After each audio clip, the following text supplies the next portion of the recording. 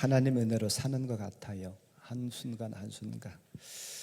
어찌 보면 오늘이 올 여름 들어서 제일 더운 날이 아닌가. 참, 그 온도가 뭐 그렇게 높은 것 같지 않은데 습도가 높아서 그런지 굉장히 무더운 날인데 이렇게 나올 수 있어서 예배는 여러분들에게 하나님 그 신은 중에 함께하길 간절히 기원합니다.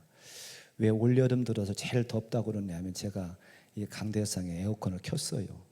어지간하면 제가 안 켜는데 제가 목이 좀 예민해가지고 에어컨을 켜고 나면 꼭 감기 걸린 것처럼 목이 자꾸 가라앉고 그래서 가능하면 안 킵니다. 집에서도 애들하고도 집사람하고도 에어컨을 켜는 것 때문에 많이 싸우거든요. 근데 오늘은 어찌할 수 없어서 제가 켰는데 그래서 제가 볼 땐 제일 더운 날이 아닌가 그런 생각을 해봅니다.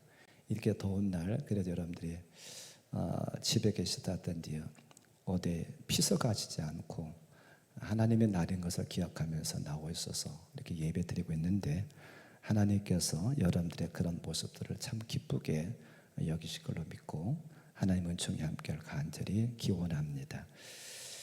지난주까지 요나서를 통해서 은혜를 좀 나눴습니다. 오늘부터는 룻기를 좀 살펴보려고 그래요. 몇 주간에 걸쳐 살펴볼 텐데 이미 제가 하나님의 예비한 쓴 것을 알자라고 하는 제목 애굽 광야 가나안을 말씀드릴 때 이 룻기에 대해서 잠깐 언급을 좀 한번 했었습니다.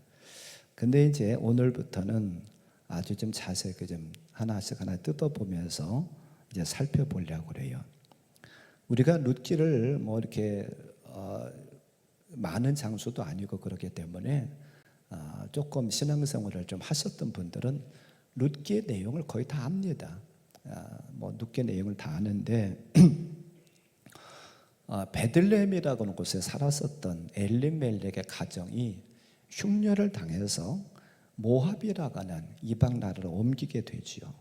그리고 그곳에 가서 살면서 남편인 엘리멜렉이 죽었고 또한 그의 두 아들 말론과 기론이라고 하는 아들도 죽습니다. 물론 거기가 가지고 아버지 엘리멜렉이 죽고 난 다음에 며느리들 오르바라고 하는 또한 룻이라고 하는 며느리를 얻어서 살다가 어떤 말론과 기론도 죽어요. 그리고 그들에게는 자식도 없어서 이제 여인들만 셋만 남았죠. 나오미라고 하는 여인, 오르바라고 하는 룻이라고 하는 여인 세 사람이 남았는데 이제 베들레헴의 흉년이 그치고 풍년이 들었다가 양식이 있다라는 얘기를 듣고서 나는 나오미가 자기의 고향 베들레헴으로 돌아오는 과정을 기록했고 또한 돌아와서 룻이라고 여인이 보아스를 만나서 대를 잇게 되고 하나님의 어떤 은혜를 받았다고 하는 내용이 이 룻기의 내용입니다. 아마 잘 아실 겁니다. 룻기는 어느 관점에서 보느냐에 따라서 조금씩 보는 시각이 다를 수 있어요. 무슨 말씀이냐면 5월달에 가정의 달에 이것을 본다고 하면 부모 공경에 대해서 볼 수 있어요.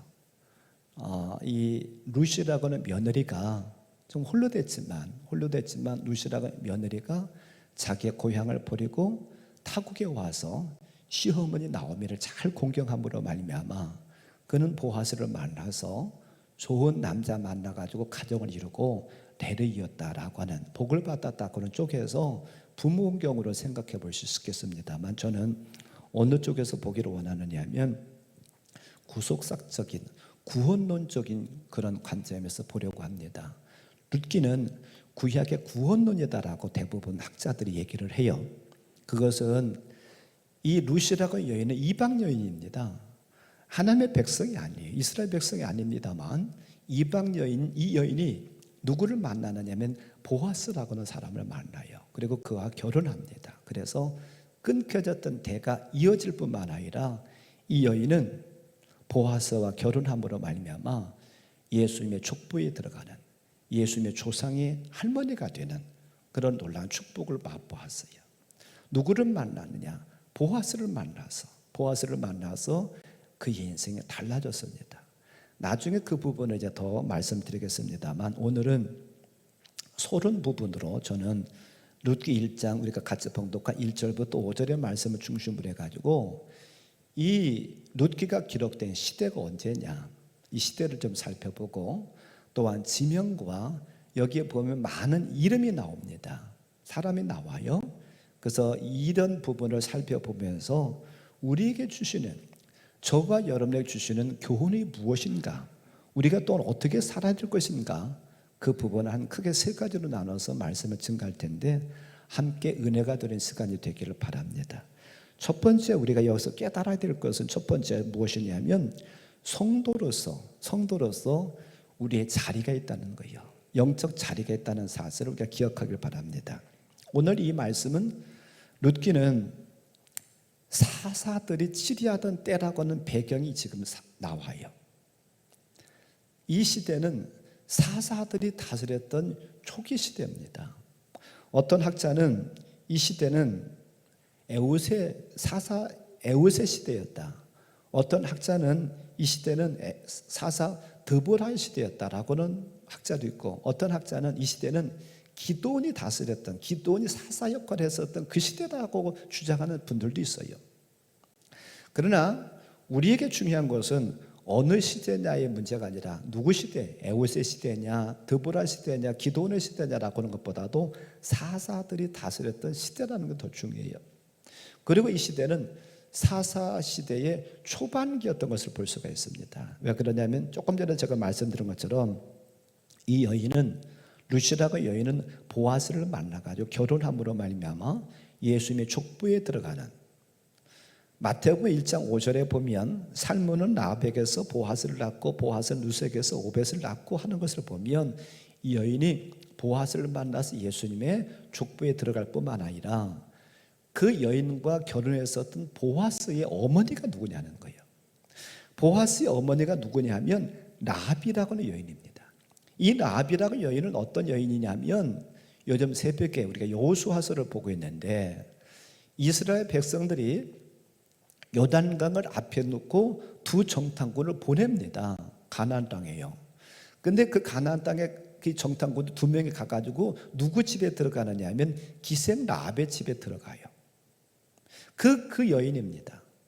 그 여인, 이 가나안 땅에서 정탐꾼 두 명을 숨겨주었었던 그 라합이라고 여인이 보아스의 어머니예요. 그런 것을 본다고 하면 이 시대가 사사기의 초반기가 아니겠는가 우리가 추측해 볼 수 있어요. 이 사사시대는 여호수아가 죽고 이스라엘의 초대 왕 사울 임금이 되기 직전까지를 가리켜서 사사시대라고 그러는데, 그 기간이 대략적으로 한 350년 정도가 돼요. 그때를 가리켜서 사사시대다라고 얘기를 해요. 그런데 이 사사시대는 굉장히 암울한 시기입니다. 암울한 시기고 하나님과 이스라엘 백성들의 관계가 그렇게 좋은 관계가 아니에요. 그래서 하나님께서는 그들이 하나님을 떠나게 되면 그들에게 항상 징벌을, 진노를 내리시는데, 그게 누구냐면 다른 나라가 쳐들어오게 만듭니다. 그리고 쳐들어왔을 때 하나님 앞에 부르짖어요. 그럼 하나님께서 한 지도자를 세워가지고 그를 통해서 전쟁을 하게 만들고 그 전쟁에서 승리하게 만드는데, 그 지도자가 누구냐면 시대마다 세웠던 사사예요. 그런데 성경에 보면 이 사사시대의 특징을 얘기를 하고 있어요. 사사기 17장 6절 말씀에 보면 이런 말씀이 있습니다. 이게 사사시대의 특징입니다. 우리가 같이 한번 볼까요? 그때에는 이스라엘의 왕이 없었으므로 사람마다 자기 속에 오른 대로 행하였더라. 아멘. 이게 사사시대의 특징입니다. 그때에 어떤 시대에? 사사시대. 사사시대는 이스라엘의 왕이, 이스라엘의 지도자, 강력한 힘을 가지고 있었던 지도자가 없었으므로 자기 속에는 옳은 대로 행했다는 거예요. 쉽게 말하면 내 뜻대로 살았다는 거예요. 내 마음대로 살았다는 거예요. 그런데 이게 사사기 17장에서만 나오는 말씀이 아니라 사사기 마지막 장 마지막 절에도 똑같은 얘기가 나와요. 사사기가 21장까지 있는데 21장 25절 제일 마지막 장 마지막 절입니다. 거기에 보면 똑같은 사사기 17장에서 말하고 있는 것과 똑같은 말씀이 또 나와요. 그때에 이스라엘의 왕이 없으므로 사람이 각기 자기의 속에는 옳은 대로 행하였더라. 이 얘기가 무슨 얘기예요? 우리가 살아가면서 우리는 두 나라의 시민이잖아요. 한 나라 이 땅의 시민은 대한민국이라고는 이 땅의 시민입니다. 그러면 우리는 이 나라의 법이 있습니다. 이 나라의 법을 지켜야 돼요. 그게 우리가 어찌 보면 기준입니다. 그리고 우리는 하늘나라의 시민이에요. 그러면 하늘나라의 법이 뭐예요? 말씀이잖아요. 이 말씀이 기준이 돼가지고 그 말씀대로 살아가야 돼요.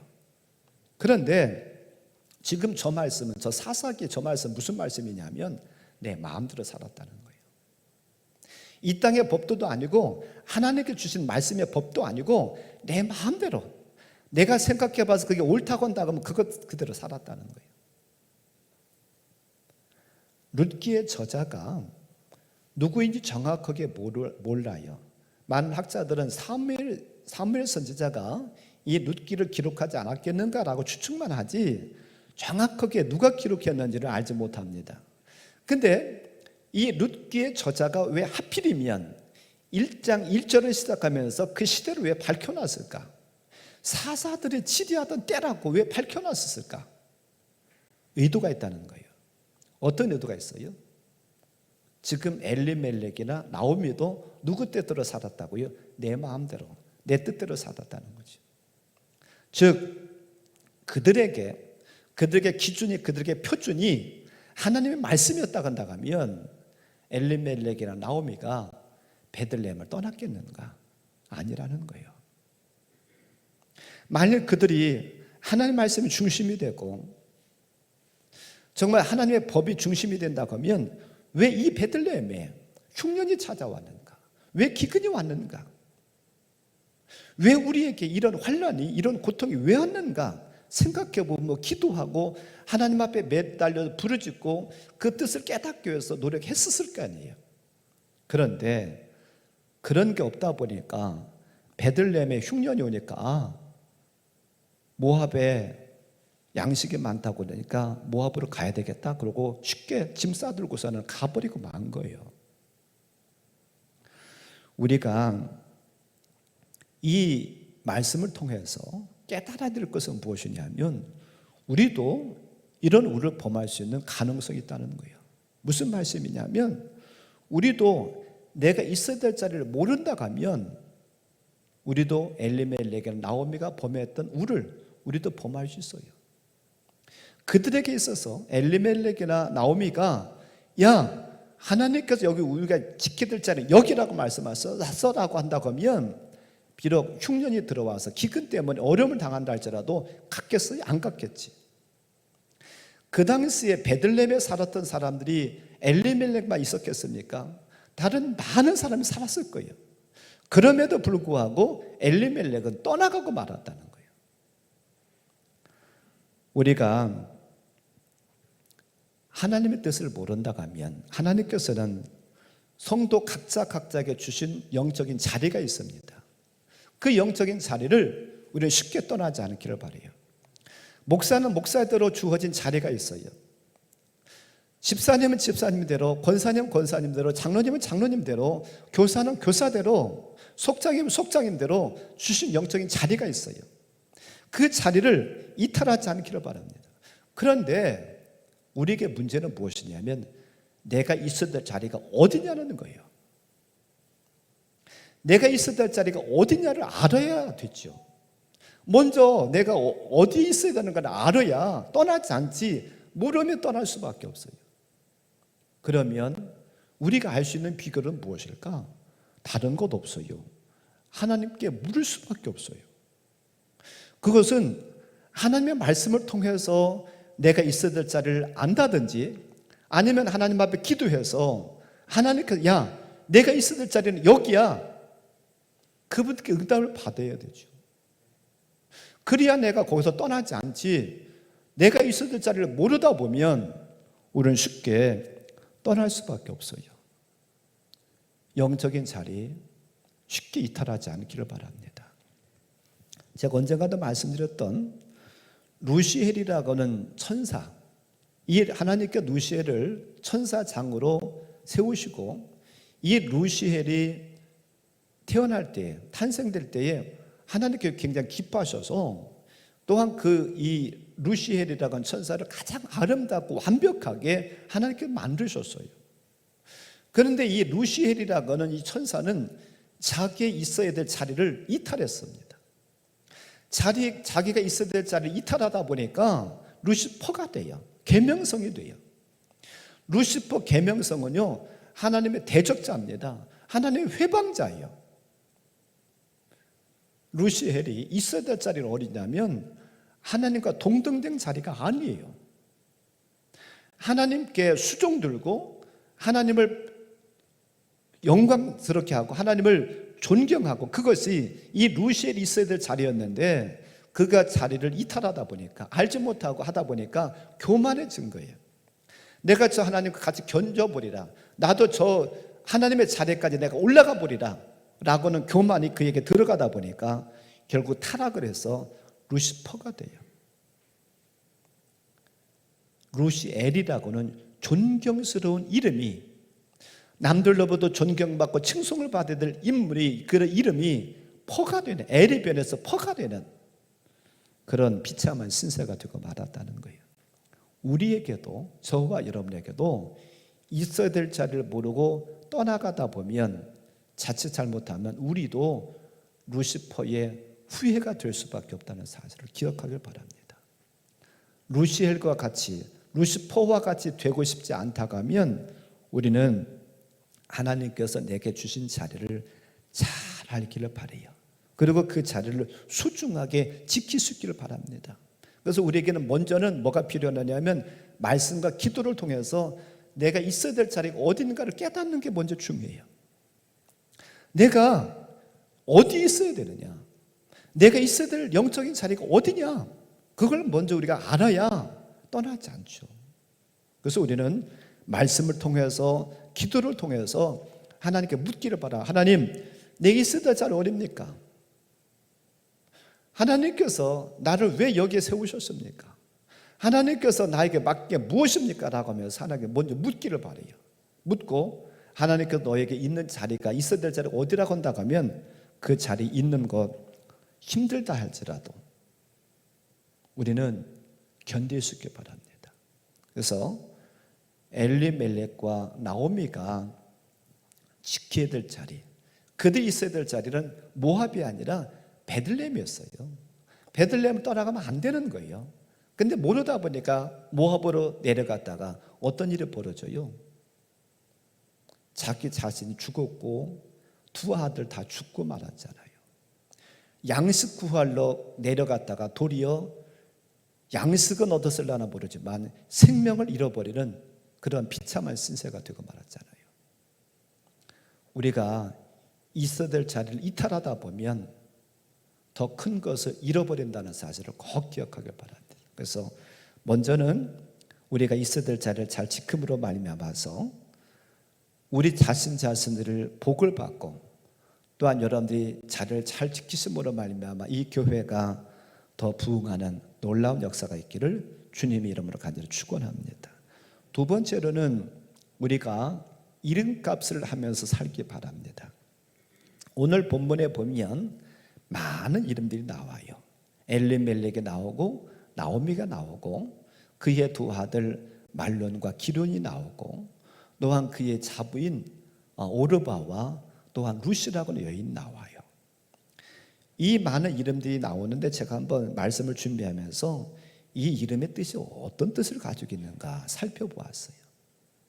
엘리멜렉이라고 하는 뜻은 어떤 뜻을 가지고 있느냐 하면 왕 되신 하나님이라고 하는 뜻을 가지고 있어요. 그리고 또한 나오미라고 하는 여인의 뜻은 나의 기쁨이다라고 하는 뜻을 가지고 있습니다. 그리고 큰아들인 말론은 어떤 뜻을 가지고 있었느냐 하면 병든 그런 뜻을 가지고 있습니다. 병들었다 그런 뜻을 가지고 있어요. 그리고 기련이라고 하는 두 번째 아들은 어떤 뜻을 가지고 있느냐면 쇠약한 그런 뜻을 가지고 있습니다. 그리고 또한 오르바라고 여인은 어떤 뜻이냐면 털이 많은 그런 뜻을 가지고 있더라고요. 루시라고는 여인, 루시라고 여인 뜻은 친구다라고는 뜻을 가지고 있습니다. 근데 저는 이름을 보면서요, 이름을 보면서 이름값을 하고 이름대로 산 사람이 있는가 하면 이름값을 못한 사람도 있다라고 생각해 보았습니다. 첫째로 이름값을 못한 사람, 이름처럼 못 살은 사람은 누구냐면 엘리멜렉이에요. 조금 전에 말씀드린 것처럼 엘리멜렉은 왕 되신 하나님, 왕 되신 하나님이라는 뜻을 가지고 있었는데 정말로 그가 하나님을 왕처럼 섬겼을까? 하나님을 왕처럼 최고로 섬겼을까? 아니라는 거예요. 하나님 왕처럼 최고로 섬겼다고 한다고 하면 그가 베들레헴 떠나기 전에 하나님께 물었어야 될 거 아니에요. 하나님, 내가 이 베들레헴 떠나는 것이 하나님의 뜻입니까? 아닙니까? 만약에 물었다고 한다고 하면 모압에 내려가서 그는 그런 비참한 신세 되지 않았을 거예요. 왕처럼 섬기지 못하고 거기를 떠나가다 보니까 내 마음도 떠나가다 보니까 그런 비참한 신세가 되죠.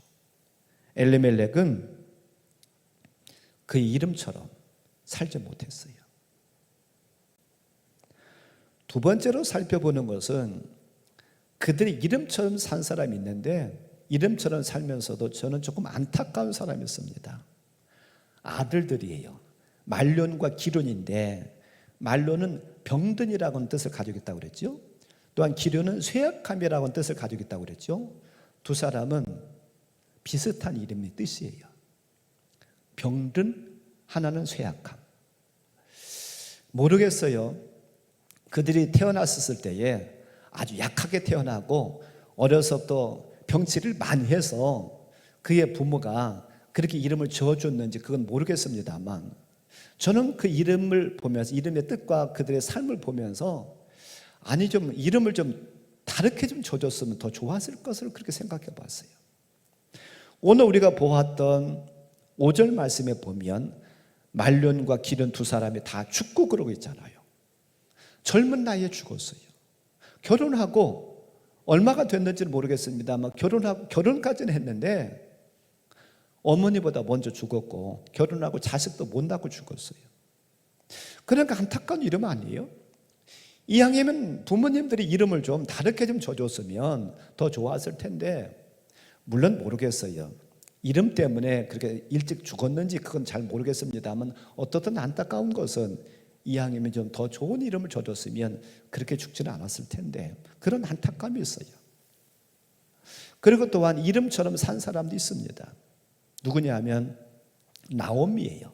나오미는 나의 기쁨이라는 뜻을 가지고 있다고 말씀드렸었죠. 그의 초반에는 또한 어찌 보면 인생 중반까지도 그런 시련이 있었어요. 그 집에 남편 믿고 살았었는데 남편이 세상 떠났죠. 남편이 세상을 떠나서 이제는 아들 좀 믿고 살아야 되겠다라고 생각했는데 아들 둘이 다 세상을 떠나버리고 말았잖아요. 그리고 아들의 세상을 떠나면서 남겨진 자식도 없잖아요. 그러니 얼마나 비참해요. 그런데 그의 노년에는 그에게 기쁨이 왔다는 거예요. 누구를 통해서요? 루시라고는 며느리가 보아스를 만나서 결혼하고 그를 통해서 자식을 낳잖아요. 그래서 그의 전반전은 어찌 보면 슬픔이 있는 여인이었을지 모르지만 끝마무리는 그의 이름처럼 기쁨으로 끝난 여인이었다. 루시라고는 여인은 친구라고는 뜻을 가지고 있다고 말씀드렸었죠. 어찌 보면 시어머니에게 있어서 그는 며느리와 같은 또한 친구와 같은 존재가 아니었을까. 뒤에서 생각해 보겠습니다만 그가 모압에서 돌아와서 베들레헴에 돌아와 가지고 시어머니를 잘 공양하잖아요. 그리고 시어머니 집안에다 모셔놓고 자기가 이삭을 줄러 나가가지고 주워서 돌아와서 공양하고 하루 있었던 얘기를 다 얘기해주고 시어머니에게 있어서 이 친구 같은 며느리가 어디 있어요. 그래서 룻도 어찌 보면 이름과 같이 산 그런 여인이 아닐까 그렇게 생각해 봅니다. 우리가 이 이름을 통해서 깨닫게 되는 것은 무엇이냐면 이왕이면 우리가 좋은 이름을 가져야 돼요. 그래서 우리는 이 땅에서도 좋은 이름 갖기 위해서 어떤 분들은 이름 줘주는 곳에 가가지고 이름을 짓기도 하고 또한 이름을 잘 쳐주고 혹은 뭐 조금 유명한 사람들 나하고 좀 친분이 있다 하더니 그런 분들한테 찾아가서 이름을 좀 줘달라고 부탁하기를 하죠. 우리는 이왕이면 이 땅에서도 좋은 이름을 갖기를 원해요. 그런데 더 중요한 것은 무엇이냐면 영적인 이름이에요. 우리는 어떤 존재냐면요, 먼저는 성도입니다.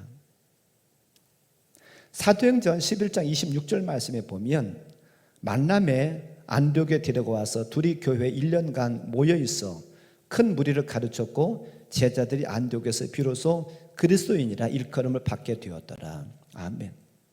초대교회 성도들이 안디옥에서부터 저 사람들 그리스도인들이야. 그건 성도들이 같이 신앙생활을 하는 사람을 불러줬던 것이 아니라 안 믿는 사람들이 그들을 가르쳐서 그리스도인이라고 불러줬어요. 그리스도인이라고 하는 것은 예수 그리스도를 따르는 사람, 그런 뜻을 가지고 있어요. 우리로 말하면, 쉽게 말하면 성도입니다. 성도. 우리는 성도예요.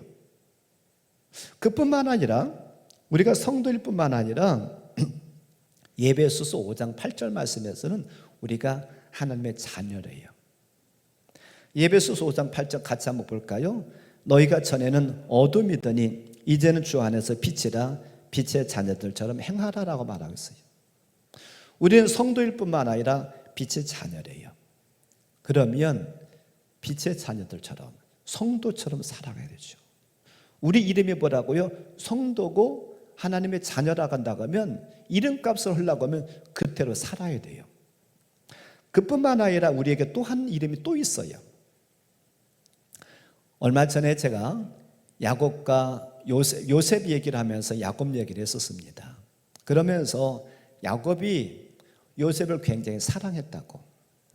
그 12아들 중에서 11번째 태어난 아들이고 그가 가장 사랑했었던 여인에게서 태어났던 아들이기 때문에 이 요셉을 귀하게 여기고, 또한 그래서 다른 아들들에게는 입혀주지 않았던 채색옷이라고 하는 좋은 옷, 값비싼 옷을 입혀줘가지고 요셉이 형들의 미움을 샀었던 그런 걸 말씀드렸었는데, 우리에게도 준비해야 될 옷이 있어요.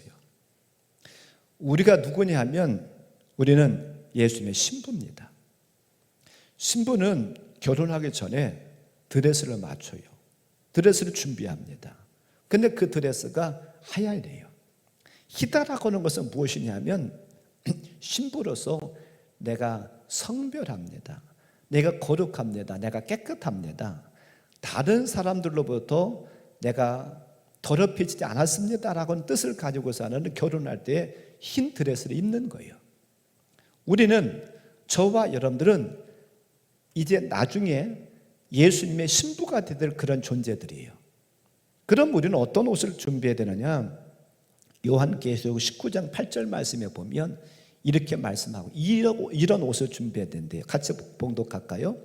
그에게 빛나고 깨끗한 세마포 옷을 입도록 허락하셨으니 이 세마포 옷은 성도들의 옳은 행실이로다 하더라. 아멘. 자, 우리가 준비해야 될 옷은 어떤 옷이요? 세마포 옷이래요. 이 세마포 옷도 흰 옷이에요. 근데 이 옷은 어떤 옷이라고요? 우리의 행실이래요. 우리가 무슨 옷감 파는 곳에 가서 포목점에 가가지고 저 옷감 주세요, 저 비단 옷감 주세요, 그렇게 사는 것이 아니라 저와 여러분들 신부로서 거룩하게 살아가는 것, 그것이 세마포 옷을 준비하는 거래요. 자, 우리는 어떤 이름을 가지고 있다고요? 제가 3가지 말씀드려요. 첫째로는 성도입니다. 두 번째로 우리는 하나님의 자녀예요. 또 우리는 세 번째로는 예수님의 신부입니다. 이게 우리 이름이에요. 우리 이 땅에서 이름 다 갖고 있지만 우리가 예수님 믿고 이런 이름을 다시 가졌어요. 성도라고 하는, 하나님의 자녀라고 하는, 신부라고 하는 이름을 가졌어요. 그러면 거기에 걸맞게 살아가야 되죠. 엘리멜렉처럼 이름값 못하면 안 돼요. 하나님이 우리에게 말론과 기름과 같이 나쁜 이름 주신 거 아니에요. 좋은 이름 주셨어요. 그러면 거기에 걸맞게 살아가야 됩니다. 성도로서 살아가기를 바라요. 하나님의 자녀들처럼 살기 바랍니다. 예수님의 아름다운 신부처럼 살기를 바랍니다. 그래서 우리가 이름값 하며 살기 바라요. 이름값. 아무쪼록 이름값 잘 하셔서 하나님께 영광 돌리고 하나님 기쁨이 되는 조함들 되시기를 주님의 이름으로 간절히 축원합니다. 세 번째는 우리는 떡집이 있어야 됩니다. 오늘 말씀의 제목을 떡집에 거합시다라고 얘기를 했어요. 이 베들레헴은 제가 또 언젠가 말씀드렸습니다만 이 베들레헴의 뜻은 무엇이냐면 떡집이라는 뜻이에요. 쉽게 말하면 떡방앗간이라는 뜻이에요. 떡방앗간. 룻기의 말씀이 어디서부터 시작되느냐 하면 떡집부터 시작됩니다. 떡집에 가면은요 인심이 후해요. 풍족합니다. 저도 어렸을 때 지금은 뭐 떡을 대부분 떡집에서 팔고 그러던데 저 어렸을 때는 떡방앗간에서 그런 것을 다 했어요. 그러니까 시루떡도 찌기도 하고 또한 가래떡도 거기서 빼기도 하고 고추 같은 것도 빻기도 하고 기름도 짜기도 하고. 그래서 저도 어머니가 방앗간 가면은 이제 그거 들고 가고 이렇게 쫓아다니기도 그랬거든요. 근데 그 떡방앗간에 가면 굉장히 인심이 후합니다. 가래떡 같은 거 빼다가도요 그 방앗간 주인도요 자기 떡도 아니면서도 한 가래 빼가지고 아이 먹어보라고 서로 나눠주고 그래요. 떡 빼는 사람도 그렇기도 하고. 그래서 떡집에 가면 풍족해요. 떡집에 가면 인심이 좋아요. 요즘은 제가 뭐 방앗간 갈 일이 거의 없으니까 분위기를 잘 모르겠습니다만 저 어렸을 땐 그랬어요. 근데 제가 지금 말씀드리려고 원하는 것은 이 땅에 있는 떡집을 얘기하고 싶은 것은 아니에요. 영적인 떡집을 얘기하고 싶습니다. 물론 이것도 언젠가 한번 말씀드렸는데 영적인 떡집은 누구냐? 바로 예수님이셔요. 예수님께서 어디서 태어나셨어요? 베들레헴에서 태어나셨어요. 떡집에서 예수님이 태어나셨다. 그리고 또 예수님이 뭐라고 말씀하세요? 요한복음 6장 32절 이후에 보면 내가 하늘로부터 내려온 생명의 떡이다라고 말씀하세요. 의미가 있지 않나요? 베들레헴에서 태어나신 예수님.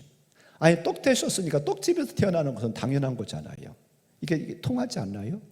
떡집에서 예수님께 태어나셨고 그 떡집에서 태어나신 예수님이 내가 하늘로부터 내려온 떡이다라고 말씀하셔요. 예수님께서 유대인들한테 그 말씀을 하시니까 예수님이 하시는 이 말씀 잘 못 알아듣는 거예요. 그러면서 그들은 수군거리면서 말하기를 그 요한복음 6장 41절 42절에 보니까 이런 말씀을 해요. 뭐라고 그러냐면 자기가 하늘에서 내려온 떡이라 하심으로 유대인들이 예수에 대하여 수군거리에 이르되 이는 요셉의 아들 예수가 아니냐. 그 부분을 우리가 아는데 자기가 지금 어찌하여 하늘에서 내려왔다 하느냐. 이게 지금 누구 얘기냐면 유대인들 얘기예요. 예수님께 내가 하늘로부터 내려온 떡입니다라고 했더니 뭐라고 하냐면 아니 당신은 목수인 요셉의 아들이지 무슨 당신이 하늘로 내려와. 우리가 당신은 어렸을 때 다 받았는데 어렸을 때 다 태어나고 자라는 거 다 보았는데 무슨 하늘에서 내려와. 그런 얘기를 해요. 근데 또 예수님 뭐라고 하셨느냐 하면 아니라는 거예요. 내가 하늘로서 내려온 떡이고 너희 조상들은 광야에서 만나를 먹어서도 죽었지만 내가 너희들이 주는 떡을 먹은 자들은 하나도 죽지 않고 영생할 것이라고 말씀하세요. 이 말을 들은 유대인들이 더더군다나 모르겠는 거예요. 그러면서 예수님 이해되지 않는 얘기를 하시는데 너희들이 내 살을 먹고 내 피를 마셔야 된다. 그래야만이 너희들 산다라고 말씀하세요. 이 말을 듣는 유대인들이 도통 이해가 되지 않는 거예요. 아니 우리가 어떻게 예수의 살을 먹고 어떻게 예수의 피를 마셔. 우리가 무슨 식인종도 안 되고 드라큘라도 아닌데 어떻게 살을 뜯어먹고 어떻게 피를 사슴피처럼 받아서 먹어. 이해가 도통 안 되는 거예요. 근데 나중에는 유대인들뿐만 아니라 제자들까지도 예수님의 제자들까지도 예수님 무슨 말씀을 하시는지 우리가 모르겠어요. 너무 어렵습니다. 좀 쉽게 풀어서 말씀해 주세요. 라고 얘기를 해요. 그게 60절 61절 말씀에서 그렇게 말씀하고 있어요. 제자 중 여럿이 듣고 말하되 이 말씀은 어렵도다. 누가 들을 수 있느냐 한데 예수께서 스스로 제자들이 이 말씀에 대하여 수근거리는 줄 아시고 이르시되 이 말이 너에게 걸림이 되느냐라고 말씀하시면서 이 말의 뜻은 무엇이냐라고 63절에서 말씀하고 있어요. 자, 63절을 같이 보죠. 살리는 것은 영이니 육은 무익하니라. 내가 너희에게 이른 말은 영요 생명이라. 아멘. 아하, 예수님의 살을 먹고 예수님 피를 마신다라고 하는 것은 식인종처럼 예수님의 살을 뜯어먹고 드라큘라처럼 혹은 사슴피를 받아 먹는 것처럼 먹는 것이 아니라 말씀 먹는 거구나, 말씀을 듣고 말씀을 읽는 것이구나라고 예수님께서 가르쳐주고 계세요. 내 말이, 내가 너희들 이런 말, 내가 너희들 이런 말이 생명이래요. 그게 영이라는 거예요. 지금 유대인들과 제자들은 어디를 생각하느냐 하면 땅을 생각하는 거예요. 땅의 것으로 생각하니까 이해가 도통 안 되는 거예요. 근데 예수님 지금 땅의 것으로 말씀하시는 것이 아니라 하늘의 것으로, 지금 영적인 것으로 말씀하시다 보니까 아무리 제자들이나 유대인들 들어도 도통 이해가 안 되는 거예요. 예수님이 떡 되신다라고 하는 것은 그분 인간의 몸을 입고 이 땅 오셔서 우리를 위해서 십자가 죽으시고, 누구든 예수님 믿기만 하면, 그 말씀을 듣고 마음으로 믿고 입으로 시인하면 구원받겠다는 말씀이에요. 우리는 하나님 말씀을 잘 먹어야 됩니다. 우리는 하나님의 말씀을 잘 들어야 돼요. 그게 우리의 살 길이에요. 예수님께서 지금 그거 말씀하시는 거예요. 떡집에 거한다. 우리가 떡집에 거한다는 것은 지금 교회 나가가지고 떡방 가가지고 거기 쓰라는 말씀이 아니라 예수 그리스도의 말씀 안에 거한다는 거예요. 주님 말씀하시잖아요. 내가 길이다, 내가 진리다, 내가 생명이다. 나를 통해서만이 아버지께로 오고 나를 통해서만이 영생이 있다라고 말씀하시잖아요. 결국 우리가 하나님 말씀 먹는 거예요. 하나님 말씀 듣는 거예요. 그것이 떡집에 거하는 것이고, 떡집에 거하면 우리에게 생명이 있고 풍족함이 있다는 사실을 기억하길 바랍니다. 우리는 육적으로도 잘 드셔야 됩니다. 특별히 요즘처럼 날씨가 덥고 그럴 때는 더 잘 잡수셔야 돼요. 그래야 우리의 육적인 건강 유지할 수 있습니다. 골고루 잘 드셔야 돼요. 그와 같이 우리는 영적으로도 우리가 영의 생명을 간직하려면, 영의 건강을 유지하려고 하면 하나님 말씀을 잘 들어야 돼요. 하나님 말씀을 잘 먹어야 됩니다. 먹지 않고 건강을 유지할 수 있다, 이것은 거짓말이에요. 우리는 구약의 말씀도 잘 들어야 됩니다. 신약의 말씀도 잘 들어야 돼요. 구약만 하나님의 말씀이고 신약은 아니다. 아니에요. 구약도 하나님의 말씀이고 신약도 하나님의 말씀이에요. 그러니까 골고루 구약의 말씀도 듣고 신약의 말씀도 들어야지. 우리는 신약 시대에 사니까 신약의 말씀만 하나님 말씀이고 구약은 율법이니까 아니야. 그건 틀린 거예요. 주일 오전 예배만 중요하고 주일 오전 설교만 중요하냐? 아니에요. 주일 오후 예배도, 또한 수요일 날도, 금요일 날도, 새벽 기도회도 다 중요한 말씀이에요. 우리는 잘 섭취해야 됩니다. 잘 먹어야 돼요. 그래야 우리의 영이 건강해요. 그래야 우리가 영생할 수 있습니다. 우리는 오늘 세 번째로 깨닫는 것은 무엇이냐면 떡집에 거해야 돼요. 오늘 그래서 저는 제목을 떡집에 거합시다, 다른 말로 예수님 말씀을 들읍시다, 그 얘기예요. 예수님과 접붙임바 되어서 예수님 가까이 합시다, 그 얘기예요. 아무쪼록 우리는 예수님의 말씀 안에 거하기를 바라요. 세상에 거하지 말고. 오늘 이제 말씀을 종합하고 맺으려고 하는데, 오늘 룻기의 서론으로 저는 세 가지 말씀드렸습니다. 첫째로는 영적인 자리, 우리에게 있어야 될 자리가 어디냐, 그걸 잘 알아야 되겠다. 그걸 거기 떠나지 않아야 되겠다. 두 번째로는 이름값 하고 살자. 성도라고 이름, 하나님의 자녀라고 하는 이름, 또한 예수님의 신부라고 하는 이름값 하고 삽시다. 그 다음에 세 번째는 무엇이에요? 떡집 대신 예수님, 그 말씀 안에 삽시다. 이 세 가지 말씀드렸습니다. 아무쪼록 저와 함들이 이렇게 사심으로 말미암아 하나님 은혜와 축복을 받는 저원들 되기를 바라요. 그래서 우리에게 복된 삶이 되기를 바라고, 또한 그렇게 삶으로 말미암아 하나님께 영광 돌리고 하나님 기쁨이 되는, 또한 우리 주변의 사람들에게는 선한 영향력을 끼칠 수 있는 저함들 되시기를 주님의 이름으로 간절히 축원합니다. 말씀 붙잡고 한 1분만 같이 기도하겠습니다.